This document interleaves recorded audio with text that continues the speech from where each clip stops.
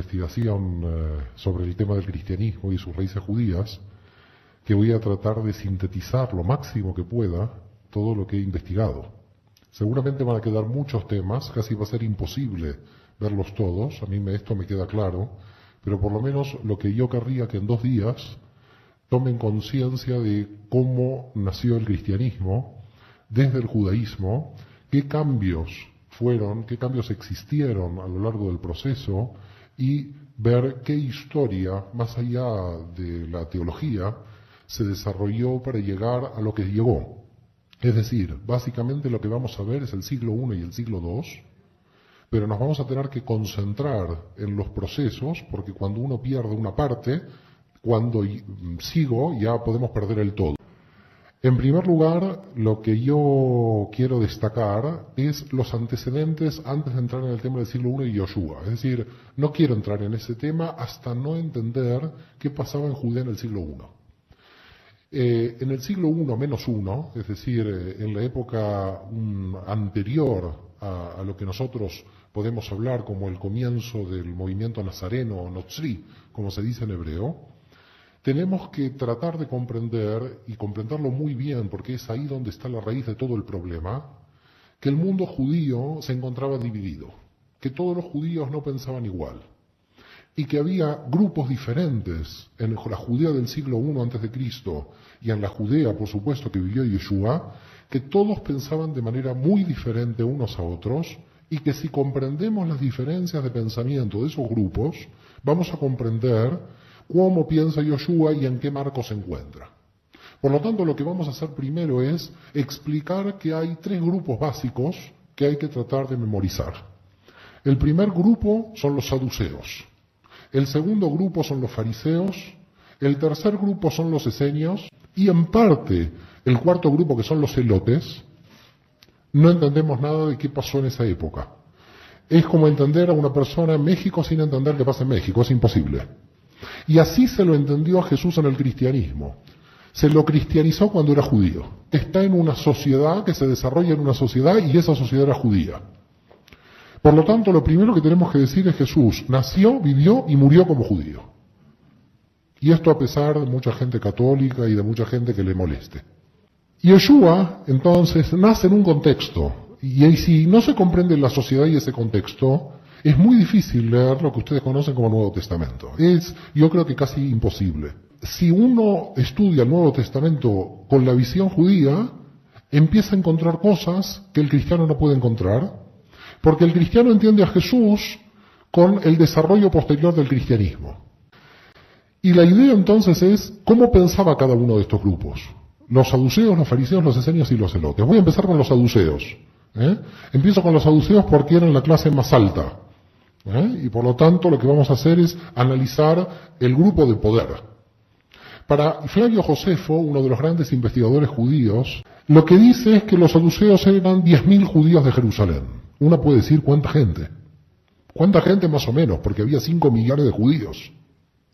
Con lo cual, cuando hablamos de 10.000 saduceos en Jerusalén, estamos hablando de una minoría de personas que dominaban prácticamente todos los resortes del poder. Vamos a analizar esto ahora. Me gustaría que traten de comprender qué demografía había en Judea, tanto en Judea como en la diáspora. Los judíos teníamos la dispersión antes. La idea de que en el 70 empezó la dispersión no es correcta, sino Pablo a quien encontró. Y había una gran dispersión de miles de judíos en la diáspora, y los investigadores dicen que la demografía judía era 2,5 millones de judíos en Judea y casi 2,5 millones de judíos fuera de Judea. Por tanto, cuando estamos hablando de la aparición de Yoshua en el siglo I, no estamos hablando de que todos los judíos estaban en Judea. Estamos hablando ya que el 50% de judíos estaba solamente en Judea. Cuando digo Judea, hago por supuesto referencia a Judea, Samaria y Galilea, no solamente a Judea. Y por lo tanto, el 50% de los judíos ya vivía fuera por diversas causas, sobre todo económicas. Se iban de Galilea, no había trabajo, entonces me tengo que ir a Siria. En Galilea no hay trabajo, me tengo que ir a la Asia Menor. En Galilea no hay trabajo, me voy a Grecia. Y por lo tanto, la gente que no tenía trabajo en Judea Galilea se comenzó a ir. Pero este proceso ya había comenzado 2 siglos antes. Para que se juntaran 2,5 millones de judíos, el proceso fue muy anterior. Tanto es así que Alejandría, en la época de Yeshua, tenía 500.000 judíos. Alejandría era una ciudad que tenía 1 millón de habitantes, de los cuales 500.000 eran judíos y 500.000 eran griegos.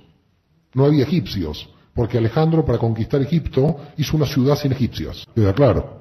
Por lo tanto dijo, ¿quiénes son buenos? Bueno, los judíos que están por aquí, vamos, lo traemos por aquí, y los griegos que son mis amigos, también los ponemos aquí, y se fundó Alejandría. Claro, los judíos de Alejandría son muy importantes para la historia del cristianismo, aunque los cristianos no lo sepan. Porque los judíos de Alejandría, además de que eran muy buenos comerciantes, lo que hicieron los judíos de Alejandría era que 2 generaciones después nadie sabía hebreo. Y dijeron, ¿y ahora cómo vamos a seguir la lectura de la Biblia sin saber hebreo? Había uno solo que sabe hebreo, la Torá. ¿Y ahora qué hacemos? Tenemos que traducir la Biblia al griego.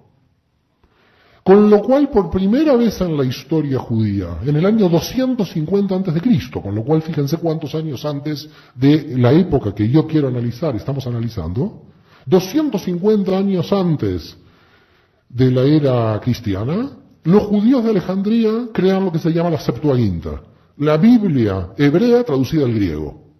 Claro, la Biblia griega traducida al griego fue muy bueno para los judíos de habla griega de Alejandría. Y por lo tanto, en tanta cantidad de traducciones, ya nadie sabe cuál es el sentido original. Por lo tanto, si alguien quiere saber cómo pensaba Jesús y todos sus apóstoles que eran judíos, a volver al hebreo. No así Pablo, que sí era un judío que sabía griego. Ya veremos Pablo. Pero no quiero tocar ahora a Pablo. Por tanto, ¿qué tenemos? ¿Cuál era la situación? La situación son 10.000 saduceos en el templo de Jerusalén, que eran de las familias más ricas de Jerusalén, más ricas de Judea, que dominaban a la nación, porque eran aliadas del Imperio Romano. Básicamente eran como traidores a la patria, que se habían unido a lo que después va a ser la injerencia romana en Judea. Por tanto, los saduceos queda claro que son la élite económica, política y religiosa que dominan el parlamento judío, el Sanedrín. Olvidemos de que el parlamento era democrático, no había ninguna democracia. El parlamento era la imposición de las familias más ricas para estar en el Sanedrín. Y lo digo porque si no mucha gente dice los representantes del pueblo judío del Sanedrín. No, mentira. No representaban a nadie. Se representaban a sus propios intereses. Esto hay que dejarlo bien en claro para entender la naturaleza del Sanedrín. Por tanto, en el Sanedrín había una minoría de fariseos, que ya vamos a entender quiénes son, que representaría a la mayoría de los fariseos, y había una mayoría de saduceos que representaba a la minoría de los saduceos. Es decir, el Sanedrín básicamente no representaba a la generalidad del pueblo judío. Por tanto, la cuestión es, ¿cómo aparecen los saduceos? ¿De dónde aparecen? ¿Cómo aparecieron? Porque si uno va a la Biblia, no hay, en la Biblia, Antiguo Testamento hablo, digo Antiguo Testamento para ustedes que lo conocen como Antiguo Testamento, para mí no es antiguo. Cuando uno va a lo que es Antiguo Testamento, se da cuenta de dónde están los fariseos, los saduceos y los esenios. No están en ningún lado. Entonces la pregunta es si en la historia bíblica judía no están estos grupos, ¿cómo aparecieron estos grupos dentro de la historia judía? Hay que remontarse al año 175 a.C. para entender cómo aparecieron estos grupos. En el 175 a.C. comenzó la rebelión de los macabeos. ¿Conocen la rebelión de los macabeos? Algunos la conocen, otros no sé, pero vamos a tratar de explicar rápidamente qué pasó. La cuestión es que cuando Alejandro Magno conquistó Judea pasando por Egipto, eso quedó bajo el dominio del imperio helenístico de Alejandro Magno, que cuando murió pasó a ser parte del gobierno greco-egipcio. Es decir, los egipcios o greco-egipcios, generales descendientes, los generales descendientes de Alejandro Magno, dominaban Judea. En una serie de guerras entre los propios generales, esto es típico, en América Latina conocemos esto, pero estamos hablando de 2100 años atrás, los generales de Alejandro Magno se fueron peleando hasta que el gobierno greco-sirio conquistó Judea. En definitiva, Judea pasó de manos de los greco-egipcios a los greco-sirios. Y cuando los greco-sirios entraron en Judea, quisieron imponer el paganismo griego. Y dijeron, ahora vamos a poner dioses en todos lados y todo el pueblo judío tiene que adorar a los dioses. Esto es lo peor que pudieron hacer. Porque cuando en la ciudad de Modín pusieron a un dios griego, se levantó la familia de los asmoneos y comenzó la guerra macabea. Se levantó el pueblo judío en una guerra de 33 años, hasta el año 142 a.C. Con lo cual, del 175 al 142 a.C., hubo una guerra del pueblo judío para liberarse del poder extranjero. Hasta que en el año 142 a.C., Judea se declaró libre e independiente del poder griego. Y volvió a obtener la independencia que había perdido cuando Nabucodonosor había conquistado Jerusalén en el 586 a.C. Por tanto, ¿qué tenemos? Los macabeos entran en Jerusalén. El ejército judío contra los griegos entra en Jerusalén, milagro. ¿Qué pasó? ¿Lo recuerdan? Hanukkah, las 8 velitas. ¿Qué pasó entonces? Se liberó el templo de Jerusalén. Pero esto que vemos Hanukkah, que todo el mundo festeja y estamos todos contentos, creó un problema político brutal. Cuando los macabeos con el ejército judío entraron en Jerusalén, los sacerdotes del templo le dijeron: ahora tenemos que buscar al rey de Israel, que tiene que ser descendiente de David. Y los macabeos no eran descendientes de David. Y los macabeos dijeron: nosotros luchamos 33 años por el pueblo de Israel, y ahora no podemos ser los reyes de Israel porque unos sacerdotes del templo quieren buscar al descendiente de David. ¿Qué pasa cuando el Tribunal Constitucional en un país está en contra del gobierno? Lo cambian. El gobierno lo borra. Y entonces hace que el poder legislativo esté a favor y el poder judicial a favor del poder político. Esto lo conocemos de hace siglos. ¿Qué hicieron los macabeos cuando vieron que estos sacerdotes del templo se oponían a la autoridad macabea? Diciendo: vamos a buscar el descendiente de David, que tiene que ser el rey de Israel real. Los macabeos dijeron: ¿qué me importa si no soy descendiente de David? Yo quiero ser rey de Israel. Por tanto, los macabeos se impusieron como los reyes de Israel. Y siguieron gritando los sacerdotes. Me gritan mucho, saco a los sacerdotes. Los volaron a todos los sacerdotes del templo. Adiós a los sacerdotes. Voy a poner sacerdotes míos en el templo de Jerusalén. Y se creó un grupo de sacerdotes adictos al régimen. Estos son los saduceos. Los saduceos nacen cuando el ejército macabeo conquista Jerusalén y los sacerdotes del templo no reconocen la autoridad de los macabeos porque buscan a un descendiente de David. Y por lo tanto, los saduceos son aliados permanentes de todo régimen político, como cuando los macabeos desaparecen y pasan a Roma, que ya lo veremos, van a ser adictos al régimen de Roma. Quiere decir que son sacerdotes ilegales del templo. No son legales, son impuestos por los macabeos. ¿Y dónde se van los otros? Los originales. Hay alguien que me dice que los matan. Algunos los mataron, pero otros huyen. Se van a Qumran. Nacen los esenios. Los esenios, los judíos del desierto de Qumran, son los verdaderos sacerdotes del templo de Jerusalén, que se fueron a Qumran para escapar de la política nefasta de conquistar y dominar el templo. Los esenios van porque dicen que vuelven a la máxima ortodoxia. Viendo que el templo está corrompido, es corrupto, entonces se van al desierto. ¿Dónde se manifestó Dios a Israel? ¿Dónde se manifestó Dios a Moisés? En el desierto. ¿Qué estaban haciendo los sacerdotes? Volvían a la conexión original. Y ahora el templo no era lo intermediario. Ahora volvemos a la relación original con Dios, que está en el desierto. Por eso volvemos al desierto. Por eso vamos a Qumran. Y vamos a Qumran a formar comunidades, y se forman 22 comunidades. Por lo tanto, los esenios tienen un prestigio. Son los descendientes también de los sacerdotes. Finalmente, vamos a pasar ahora a los fariseos, y vamos a tratar de entender quiénes son los fariseos. Porque los saduceos tenían un aspecto importante desde el punto de vista teológico. Teológicamente ellos decían que la escritura había que estudiarla de manera literal. Y por lo tanto decían: ¿dónde está el Mesías en la Torá? Ellos hablaban de la Torá de los 5 libros de Moisés. No hablaban de profetas y salmos y los escritos. No lo tenían al mismo nivel. Cuando nosotros hablamos de la Biblia hebrea, automáticamente presuponemos que salmos, es decir, escritos, profetas y la Torá están en el mismo nivel.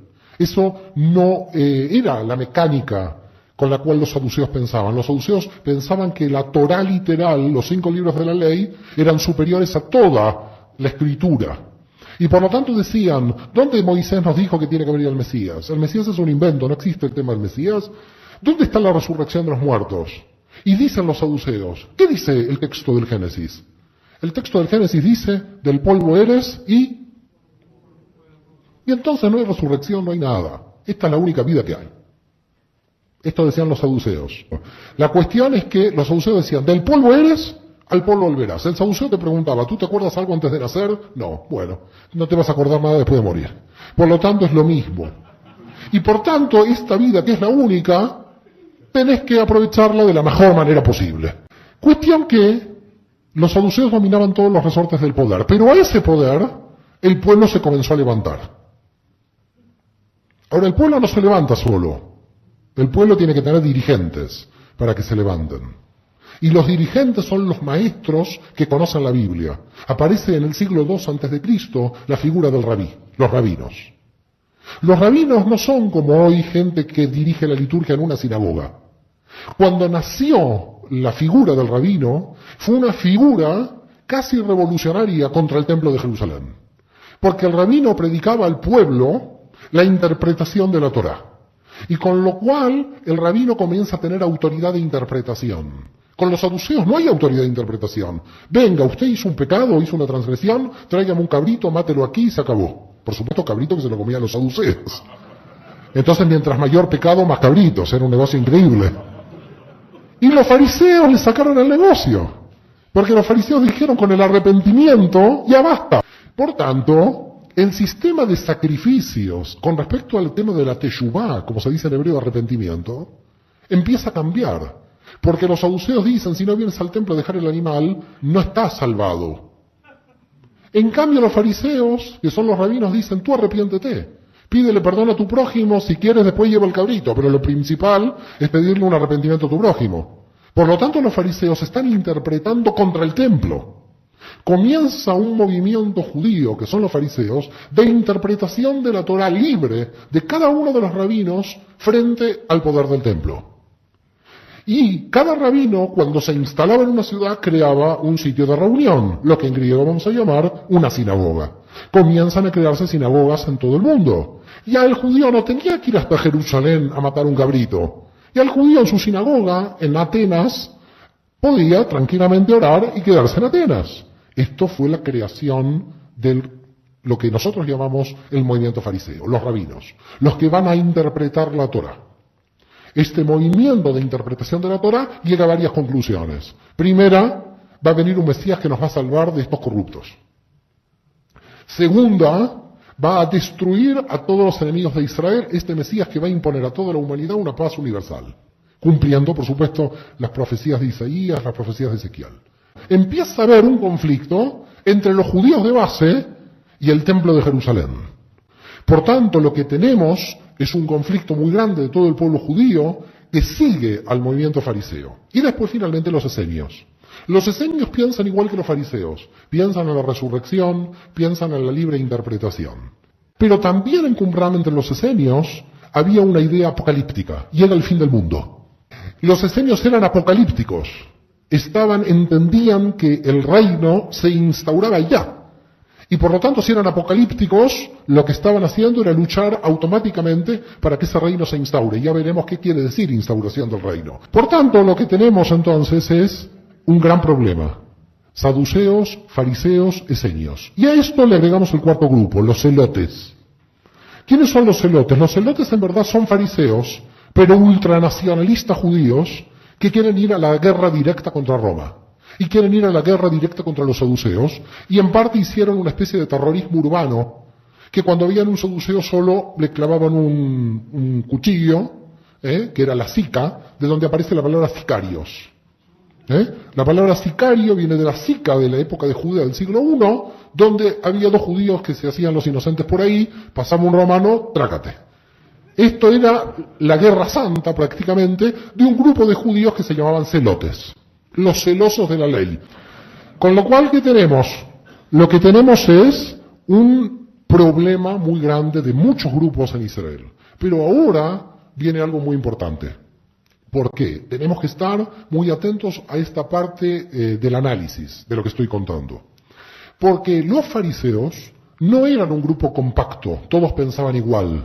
Cada rabino tenía su escuela. ¿Quedó claro? Cada rabino en el movimiento fariseo tenía su escuela.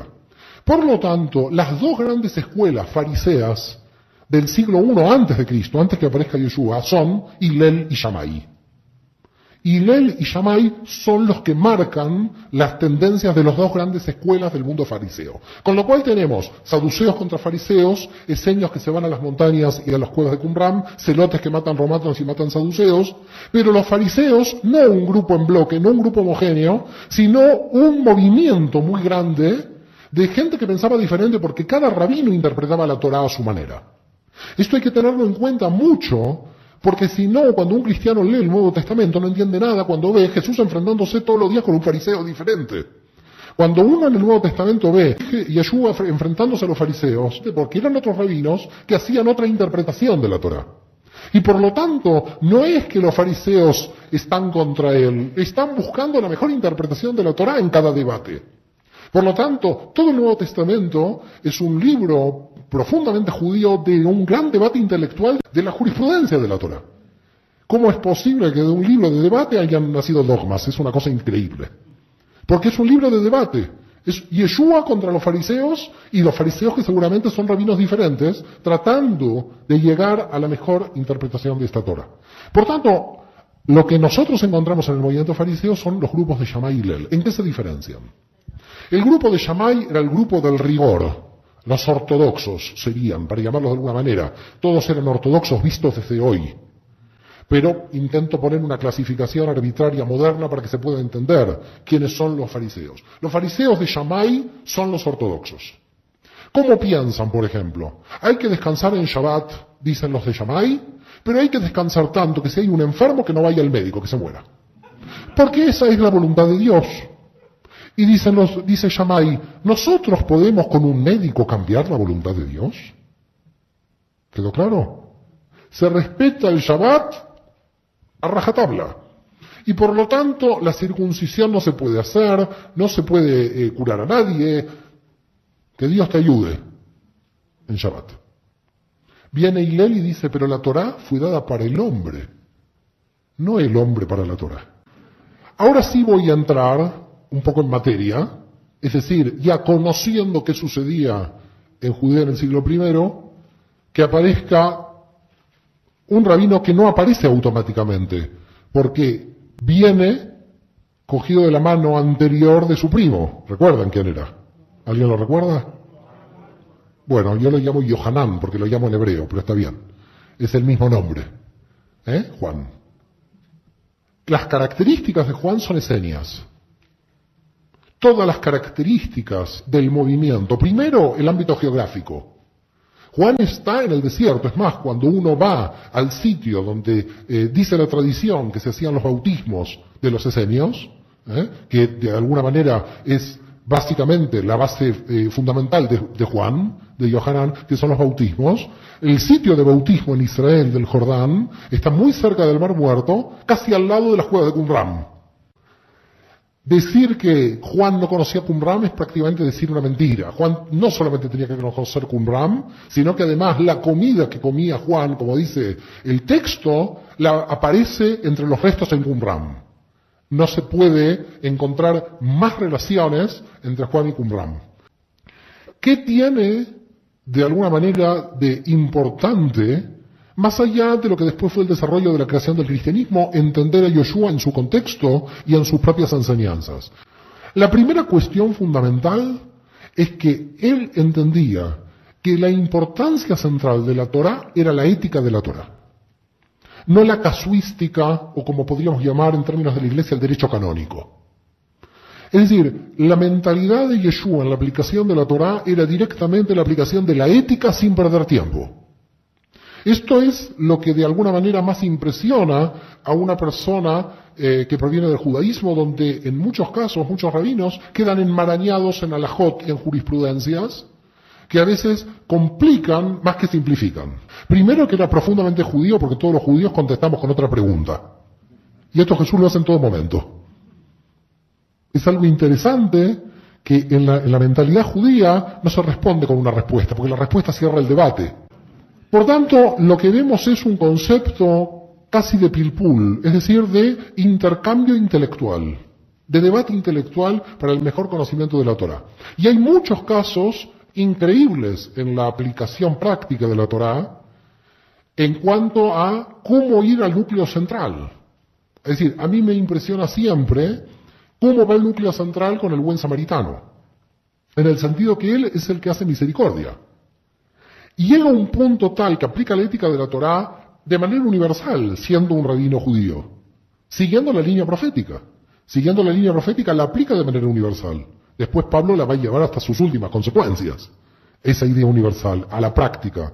Pero él está aplicando una idea universal en el sentido de que el samaritano, que es de alguna manera el archienemigo de Israel, porque con los samaritanos no había buena relación. De hecho, los samaritanos a Jesús por judío le impiden entrar en una ciudad. No sé si han leído profundamente el texto del Nuevo Testamento, que Jesús con los apóstoles, todos ellos judíos, los samaritanos no lo dejan entrar en una ciudad, porque son judíos. Quiere decir que Jesús sufre la discriminación antisemita por parte de los samaritanos. Pese a eso, pese a sufrir discriminación de los samaritanos, Jesús la parábola la hace del buen samaritano. Esto cambia toda la perspectiva. Del que me está a mí discriminando, porque no me dejó entrar a su ciudad, porque soy judío, yo a él lo pongo como modelo a seguir en un caso de misericordia. Y la tercera o cuarta cuestión que estamos viendo es que en verdad también encontramos en las enseñanzas del Halajá de Yoshua puntos importantes relacionados no solamente con la justicia social de Isaías, sino también en el terreno político, de la denuncia política. Por ejemplo, cuando va y da vuelta a las mesas de los cambistas, lo que está haciendo es una denuncia política. El templo se está usando como un centro de corrupción. Voy a empezar a entrar en la cuestión de la escritura, pero me gustaría ir a algún texto, ya los textos, para tratar de analizar un poco lo que estamos explicando. Lo voy a decir rápido, algunos textos los sé de memoria. Voy a ir a un libro que se llama de Levi ben Alfeo. ¿Conocen a Levi ben Alfeo? ¿Alguien lo conoce? Bueno, quizás lo conocen como San Mateo. El judío Levi ben Alfeo, a mí me gusta decir el judío Levi ben Alfeo porque así lo llamaban al pobre hombre. Si a Mateo le decíamos Mateo ni se enteraba.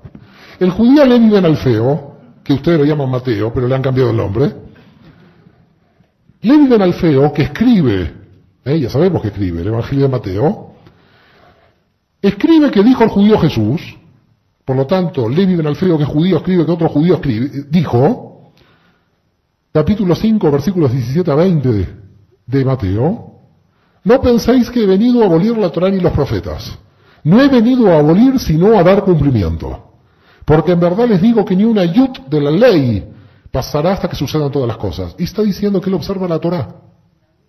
¿Dónde está la ley de Cristo de la Edad Media? ¿Dónde está la Trinidad? ¿Dónde está la inobservancia de la ley? Está él como rabino diciendo que viene a observar la ley. Y lo está diciendo en el Nuevo Testamento y 2.000 millones de cristianos en el mundo lo leen. Ahora, ¿qué leen ahí? Están leyendo que observa un rabino la ley. Si siguen a Jesús, la pregunta mía en la investigación es, hay una religión que dice que sigue a Jesús, pero no cumple con la ley, que es lo que dice él. Con lo cual, la cuestión es, ¿cómo es posible? Yeshua de Nazaret como rabino está diciendo que viene a observar la Torá. Y la Torá no está siendo observada. Entonces, aquí hay algo que no cuadra. ¿Qué pasó 2000 años en el medio? Está diciendo que viene a observar la Torá. Bueno, hasta ahí uno se podría enloquecer un poco. Entonces uno dice, yo al judío Levi ben Alfeo no le creo nada. A Mateo no le creo nada, me voy a ir a otro lado. Me voy a ir al judío Mordejai ben Yohanan. Ahora ya saben de quién puedo hablar. De San Marcos. Mordejai, Juan es el Ben Yohanan, Mordejai es el primer nombre, San Marcos. En Marcos capítulo 12, versículos 28 a 32, aparece un sofer, un escriba que se encuentra con Yeshua y le dice, Rabí, ¿cuál es el principal mandamiento de todos? ¿Y qué dice Yeshua? Lo voy a decir en hebreo. Shema Israel, Adonai Eloheinu, Adonai Echad. Escucha Israel, Adonai nuestro Dios, Adonai es único. ¿Dónde está la Trinidad? ¿Quién inventó la Trinidad? Se inventaron en los concilios. 4 siglos después, 3 siglos después en el Imperio Romano. Uno podría decir, hey, mire el último versículo de Mateo que ahí está la Trinidad. Pero se descubrió en un códex antiguo en 1966 en Istambul, que en ese códex la Trinidad de los dos últimos versículos de Mateo no están. Parece que fue una interpolación después del concilio de Nicea o después del concilio de Constantinopla de 381. La cuestión es que él está diciendo el Shema Israel, lo que todos los judíos decimos en todas las sinagogas. La profesión de fe judía la está diciendo Jesús. No hay Trinidad en el texto del Nuevo Testamento porque no la van a encontrar en una plausible interpolación del texto final, y como no me convence tampoco este autor, me voy a ir a otro, ahora sí me voy a Juan, a Yohanan, y voy a leer que cuando se encuentra con la Sirofenicia en el 3:22, él dice, ¿la salvación de quién viene? La salvación viene de los judíos, señores. Es increíble. Ahora ya puedo decir que miente uno. Puedo decir que mienten dos, pero ahora están mintiendo todos. Todos me dicen que Jesús fue judío, que Jesús pensaba como judío y que lo que estaba aplicando era la Torá. No, no puede ser. Indudablemente, el texto canónico de todo el cristianismo me está diciendo que ahí hay un judaísmo oculto, que es el judaísmo de Jesús. Que Jesús era judío, que manifestó una observancia a la Torá, pero que cuando manifestó la observancia del sábado lo hacía en la línea de Hillel y curaba enfermos. Pero no creó el domingo, ni conocía a los cardenales, ni había paseado por Roma. Cuando dice yo os digo, ¿qué él dijo? ¿Yo os digo que voy a fundar una nueva religión? En ningún momento dice yo os digo que voy a formar una nueva religión. Dice yo os digo que voy a radicalizar la exigencia de la Torá, que soy yo más exigente. Este es un punto.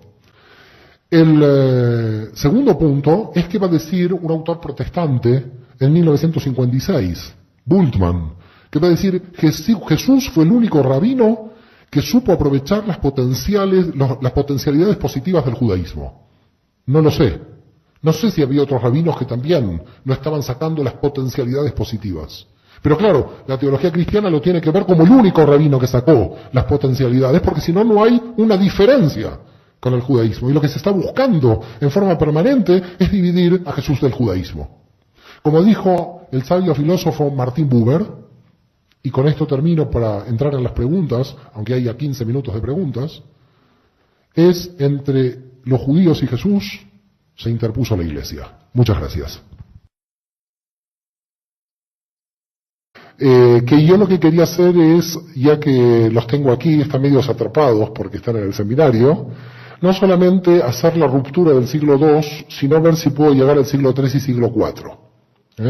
Pero bueno, esto es un poco ambicioso, lo que yo quiero hacer, y espero que nos dé el tiempo, y bueno, esto depende ya del tiempo, porque me gustaría ver todo el proceso hasta Constantino. Me gustaría ver todo el proceso de la ruptura, no solamente del siglo II, sino también del siglo III y toda la época del siglo IV, que es Constantino, con lo cual voy a ver si llego.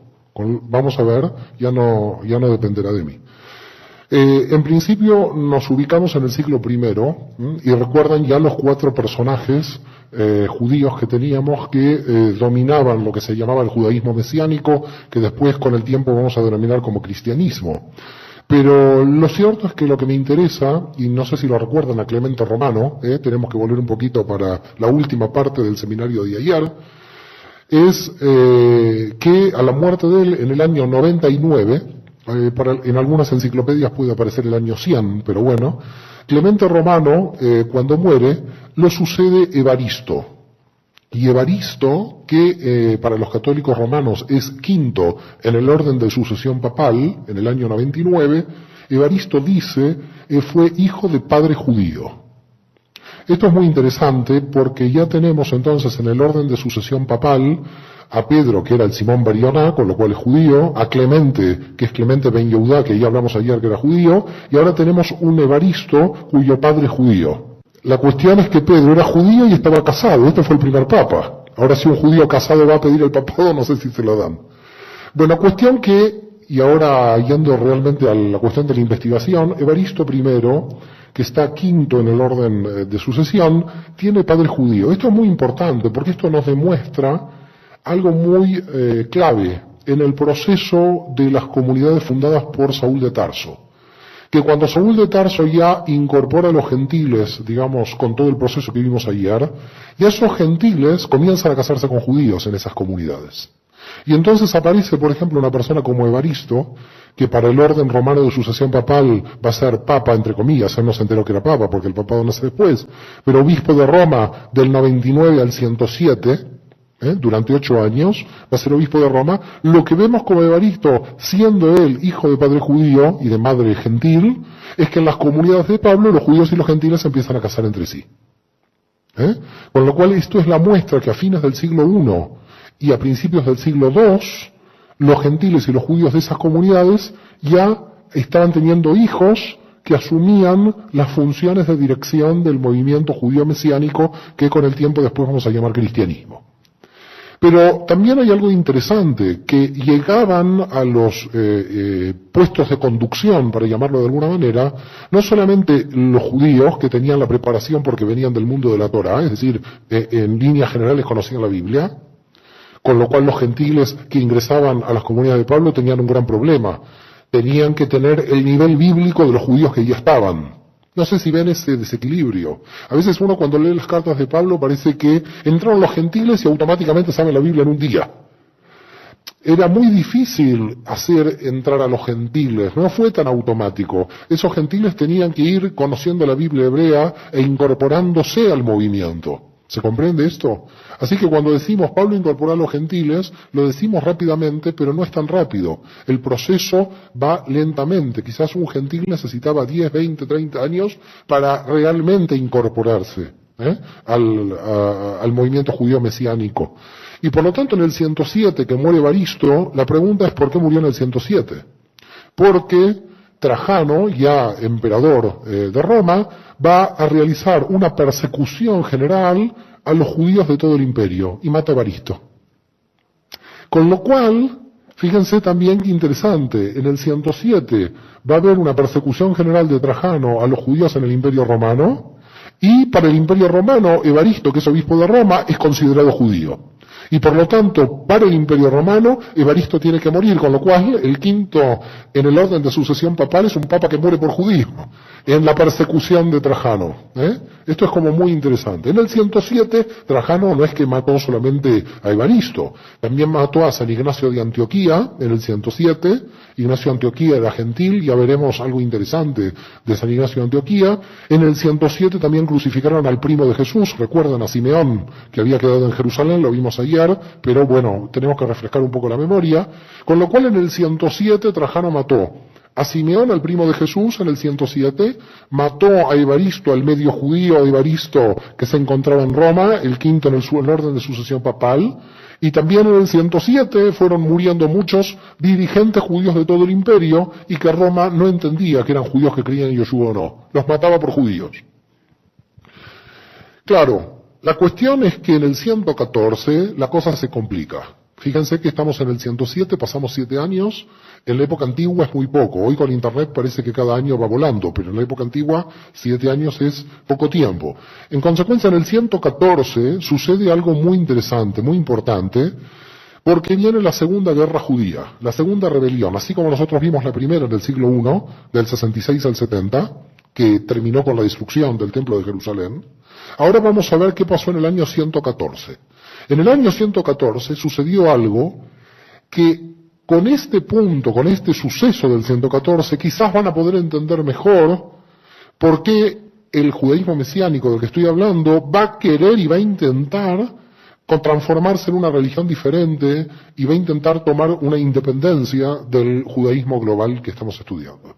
En el 114 aparecieron el imperio parto. No sé si recuerdan la historia, pero voy a intentar hacer un poco de historia para que entiendan, porque esto va a ser un problema de geopolítica internacional del siglo II, lo que voy a explicar ahora. El imperio parto, los partos estaban en Persia, eran los descendientes de los persas, con lo cual el imperio parto estaba en lo que hoy es Irán. ¿Saben dónde queda Irán? Bueno, donde está ahora Irán, eso era el imperio persa, después se va a llamar el imperio de los partos. Hay 2 regiones donde los romanos nunca pudieron avanzar ni conquistar. Porque eran regiones que cuando pasaba una legión la destruían. Es decir, el Imperio Romano, ¿a qué límites llegó? A los límites donde llegaron las legiones. Pero cuando las legiones desaparecieron porque las exterminaban, el Imperio Romano dijo, más aquí no paso. Había dos regiones básicas donde el Imperio Romano no podía pasar. Germania, Alemania e Irán. En estos dos sitios, fíjense que los alemanes se dicen arios, que provienen de la misma región, el norte de la India e Irán. Cuando del Tigris y el Éufrates pasaba una legión romana, los partos la aniquilaban. Con lo cual los romanos, con miedo, se quedaron del otro lado del Tigris y el Éufrates. Ya no pasaron el Tigris y el Éufrates. No avanzaron como Alejandro Magno hasta la India. Y lo mismo pasaba en el río Rin. Cuando pasaban el Rin, los germanos aniquilaban a las legiones romanas. Por tanto, Roma, cuando llegó a Germania y llegó a Irán, a lo que era Irán en ese momento, Partia, dijo, hasta aquí llegué. No puedo avanzar más porque ya no tengo fuerza para seguir avanzando. Esto es muy importante porque los partos, que estaban en constante lucha con el Imperio Romano, lo que querían era llegar al Mediterráneo. Claro, si llegan al Mediterráneo parten en dos el Imperio Romano. El Imperio Romano lo que quería era dominar el Mediterráneo, el Mare Nostrum. Y por lo tanto, si los partos llegaban a Israel, ¿qué hacían? Llegaban al Mediterráneo. Y el Imperio Romano se partía en dos. Con lo cual, los partos, ¿a quiénes necesitaban para llegar a Israel? A los judíos. ¿Qué hicieron los partos? Enviaron mensajeros a Judea diciendo que si el pueblo judío se levantaba contra Roma, cosa que esto era fácil porque estaban ya de una rebelión anterior, la del 66-70, si el pueblo judío se levantaba contra Roma, el imperio parto se comprometía a la reconstrucción del templo de Jerusalén. Es decir, cómo los partos tentaron a los judíos a unirse a ellos como aliados, nosotros, si conquistamos Judea, te vamos a construir el templo. Cuando los judíos se enteraron de esto que hicieron, vivan los partos. Es claro. Los partos entonces esperaron a que los judíos se rebelaran y en el 114 los judíos del Imperio Romano se levantaron en armas. La diferencia, ¿cuál es? Que en el 66, cuando fue la rebelión que terminó con la destrucción del templo, la primera rebelión, solamente se levantó Judea contra el Imperio Romano. Pero en el 114 se levantaron los judíos de Alejandría, los judíos de Cirenaica, los judíos de Chipre, los judíos del Asia Menor y los judíos de Judea. Los judíos en el 114, en la rebelión contra Trajano, todas las comunidades de la diáspora participaron en solidaridad con los judíos de Judea en la rebelión general. Esto no había pasado en la rebelión del 66. En la rebelión del 66 los judíos de la diáspora dijeron que se muera lo de Judea. Podemos ayudar económicamente, pero yo no me rebelo contra Roma. Por tanto, Roma dejó muy bien a las comunidades judías del interior. Respetó religiosamente a las comunidades judías fuera de Judea. Solamente aniquiló la independencia judía en Judea, pero no a las comunidades del exterior. En el 114, la diferencia con la rebelión del 66 es que los judíos de la diáspora se unen a Judea y se rebelan todos. Con lo cual el Mediterráneo oriental entero se rebela y las legiones romanas que estaban cuidando la frontera del Tigris y el Éufrates tienen que retirarse para ir a liquidar a los judíos que se habían rebelado. Tienen que reconquistar territorio romano porque se estaban rebelando las comunidades judías dentro del imperio. Cuando las legiones romanas se retiran para matar a estos judíos, avanza el ejército de Parto. Los partos dicen, ahora sí, avanzo para conquistar, los judíos ya se metieron, hicieron una revolución interna, y yo voy a avanzar. ¿Qué importancia tiene esto? La importancia es que en el 66, una provincia romana, que es Judea, se levanta contra el Imperio Romano. Esto no era habitual, pero podía haber alguna provincia descontenta. Ahora todos los judíos, para Roma, estaban siendo sospechosos y traidores al imperio. Ahora cambia la cosa. Los judíos son todos traidores al imperio porque se están rebelando las comunidades de la diáspora. El cambio entre la primera guerra y la segunda es muy diferente. Y son traidores al imperio porque están apoyando otro imperio, los partos. Claro, uno desde el punto de vista judío podría decir, y si Roma no me deja construir el templo, yo me uno con quien sea. ¿Queda claro? Y los judíos lo que hicieron es unirse a los partos porque tenían la promesa de que los partos le iban a construir el templo de Jerusalén. Los partos, ¿hasta dónde llegaron? Conquistaron Damasco, con lo cual se estaban acercando al Mediterráneo. Y si se acercaban se partía el imperio en dos. Con lo cual pasó que Trajano peleó 3 años la guerra, del 117 al 120, y en el 120 finalmente Trajano muere y no hay forma ya de seguir peleando. Muere en medio de la guerra. Trajano muere en medio de la guerra contra los partos y con la revolución judía. ¿Y quién asume el mando del imperio? ¿Recuerdan? Su hijo adoptivo. ¿Alguien lo recuerda? Adriano. Su hijo adoptivo era Adriano. Hijo adoptivo queda lindo. Aquí hay chicos muy pequeños. No me gustaría decir quién era Adriano de Trajano. Más que hijo adoptivo, era pareja adoptiva. Los más adultos lo van a poder entender. No quiero dar más detalles porque hay demasiados niños aquí. Con lo cual, Adriano va a asumir el cargo de emperador y se da cuenta Adriano que cuando asume el cargo de emperador no puede haber una guerra en 2 frentes. Por lógica. Cuando Napoleón hizo la guerra de doble frente contra Inglaterra y contra Rusia, perdió. Hubo gente en la Segunda Guerra Mundial que hizo lo mismo. Cada uno que hace doble frente tiene un desgaste de fuerzas. Entonces Adriano dijo, si peleo contra los judíos y peleo contra los partos, yo no gano nunca, tengo que definir. Y dijo Adriano, los judíos van a tener mi promesa que les voy a construir el templo de Jerusalén. Tenía que conquistar, tenía que hacerse amigos y los judíos, todo el mundo contento que habían logrado que Adriano les dé la posibilidad de construir el templo de Jerusalén, y por lo tanto cuando todo el mundo judío se calmó, las legiones romanas fueron contra los partos y volvieron al Tigris y al Éufrates. Es decir, toda la guerra de 6 años no sirvió para nada, sí, para matar gente, por supuesto, pero quedaron las mismas fronteras. Adriano pudo volver a la frontera de Trajano del comienzo de la guerra. Todo esto que estoy contando es para que vean que el mundo judío ya estaba muy tranquilo y feliz, porque en el 120 parece que iban a crear el nuevo templo de Jerusalén. Por eso cuando hoy uno va a Jerusalén, hay una parte de la Jerusalén que se llama la Jerusalén de Adriano, porque es la parte cerca del Muro de los Lamentos que Adriano estaba construyendo para ir dándole la base al nuevo templo. A lo que sería el tercer templo de Jerusalén, que al final no se hizo. Pasaron 10 años y veían los judíos de Judea que Adriano ponía un ladrillo y todo el mundo se dormía. Que esto no iba rápido, que era una cosa muy rara la promesa de Adriano, la promesa de los políticos. Yo te voy a hacer el templo de Jerusalén. Los judíos le creyeron. Toma un ladrillo y ahí a esperar 6 meses. Otro ladrillo a esperar 6 meses. La cuestión que el templo a esa velocidad se hubiera construido en el siglo 30, porque no iba velozmente la construcción. Adriano hizo la promesa, ven que aquí hay un ladrillo, la gente decía esto es un chiste, aquí no avanza, hasta que después de 10 años, casi 12, el pueblo judío se dio cuenta, aquí no hay templo, aquí Adriano me está engañando, y por lo tanto, y los judíos le dijeron a Adriano, mire, empezaron a presionar, usted tenía una promesa con el pueblo judío, la reconstrucción del templo de Jerusalén. Ah, sí, dijo Adriano. Ahora me olvidé de la promesa. ¿Y qué va a hacer? Mire, yo voy a poner al dios Júpiter aquí, ¡boom!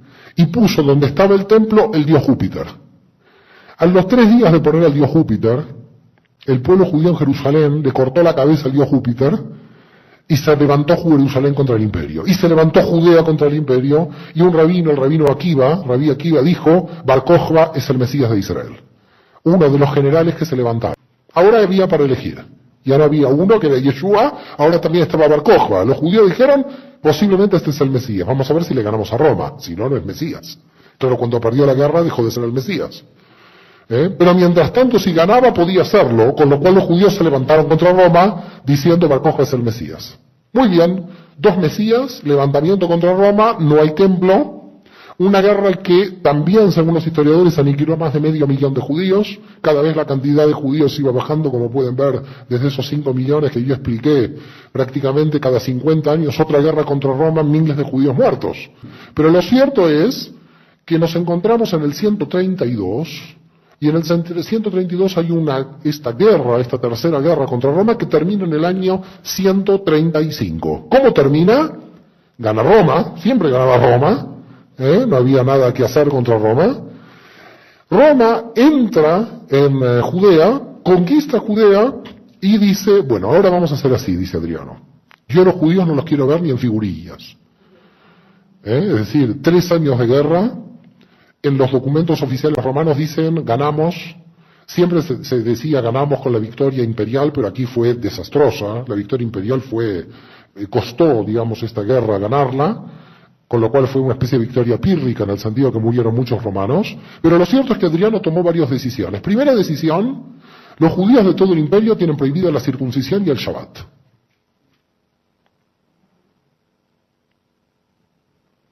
Segunda decisión, Jerusalén ya no se va más a llamar Jerusalén. Quiero borrar este nombre para siempre. Dice Adriano, se va a llamar Aelia Capitolina, un nombre en latín romano. Y Judea, no quiero que jamás se llame Judea. Se va a llamar, y a ver, dice Adriano, ¿cómo se puede llamar? Y habla con sus asesores, y le dice a sus asesores, quiero un nombre que fastidie a la gente judía. Y entonces dicen sus asesores, mire, el pueblo que más fastidió a la historia judía fueron los filisteos, porque los filisteos permanentemente competieron con Saúl, combatieron con...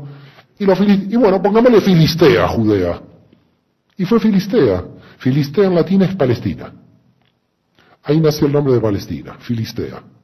Con lo cual el nombre de Palestina aparece con Adriano en el 135 por la imposición del nombre Filistea.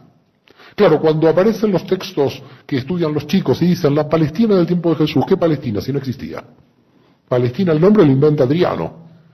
Con lo cual cada vez que hablamos de la Palestina del siglo I no sé de qué estamos hablando, porque estamos hablando de un sueño, porque no existe ese nombre.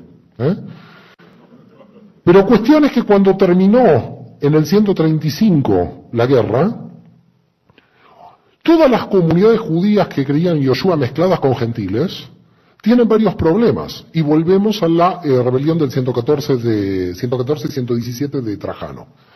¿Qué pasó? Cuando los judíos en la época de Trajano se rebelaron todos contra el Imperio Romano, los gentiles que estaban dentro de las comunidades judías mesiánicas dijeron, nosotros pertenecemos a un pueblo que es traidor al imperio. A ver si queda claro el problema que aparece aquí. Hay un romano que es un gentil que va a una sinagoga de Pablo, porque le interesa la Biblia, porque ya está incorporado.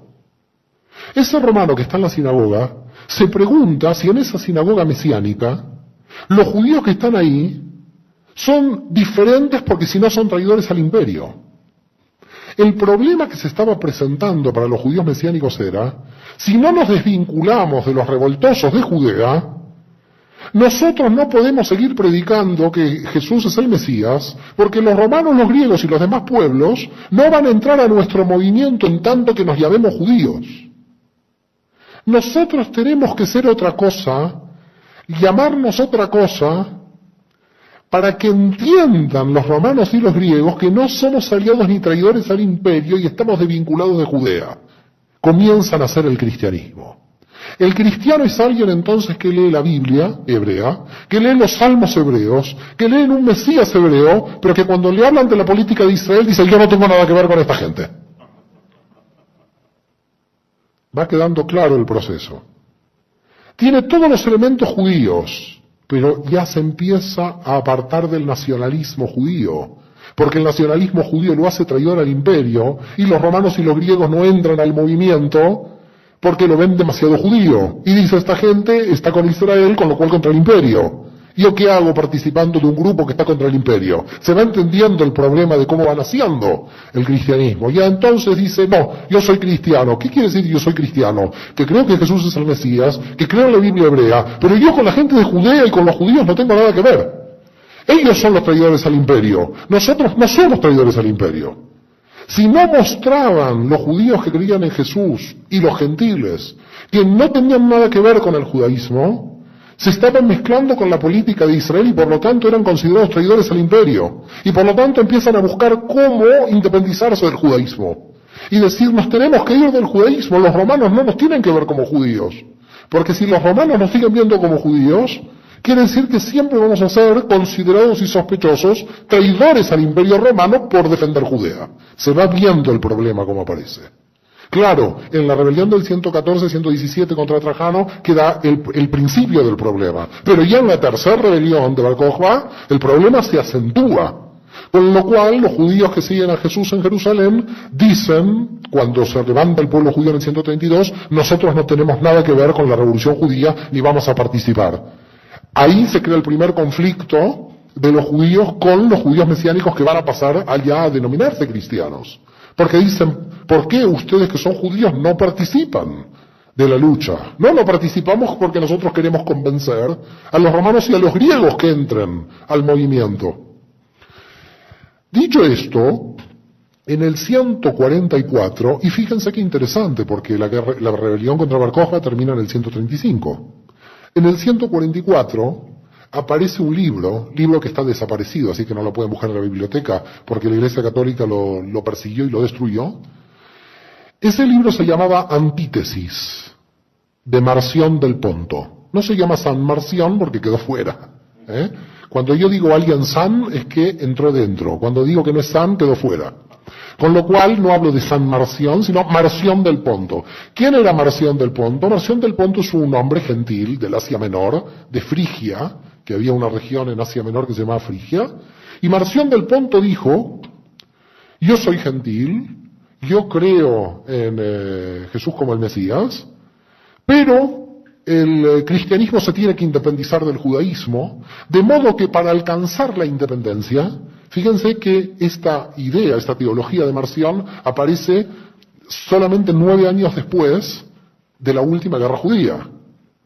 Son las consecuencias del pensamiento de muchos gentiles que están dentro del movimiento cristiano. Y dicen, Marción del Ponto, para que los romanos no nos crean judíos, nosotros tenemos que tomar una decisión muy drástica, dice Marción, borrar el Antiguo Testamento.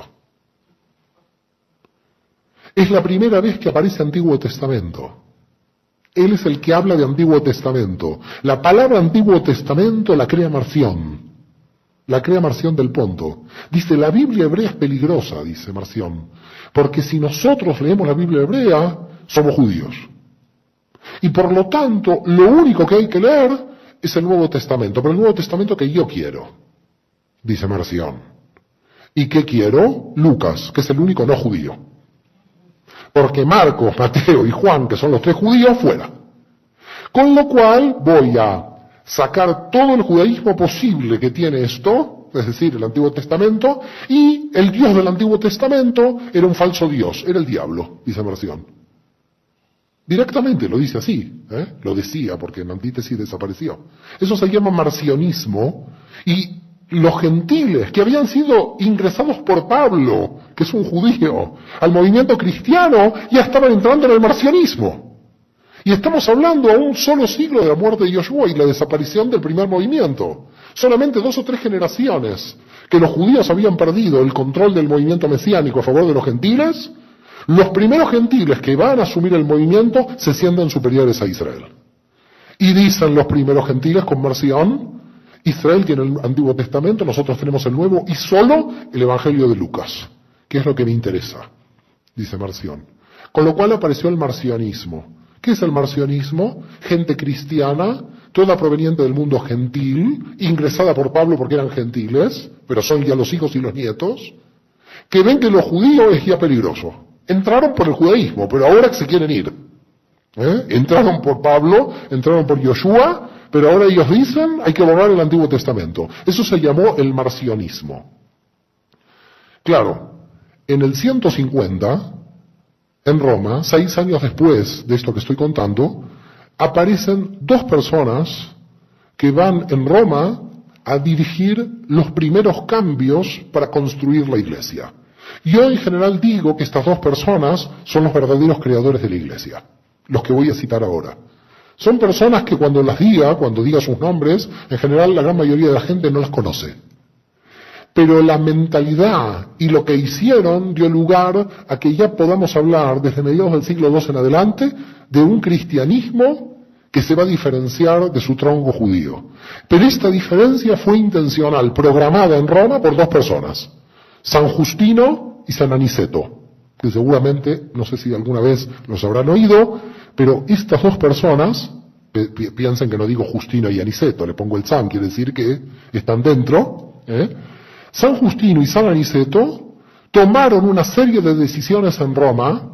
Lo más interesante entre ellos dos es que nacieron el mismo año, en el año 100, dicen las biografías que nacieron. Uno murió en el 166 y otro murió en el 165. Quiere decir que casi nacieron juntos, tenían la misma edad y casi murieron juntos. Pero lo importante es, no voy a ir a la biografía de cada uno de ellos, pero lo importante es qué hicieron a los fines de la ruptura. San Justino y San Aniceto hicieron varias cosas. La primera, que San Justino escribió una obra.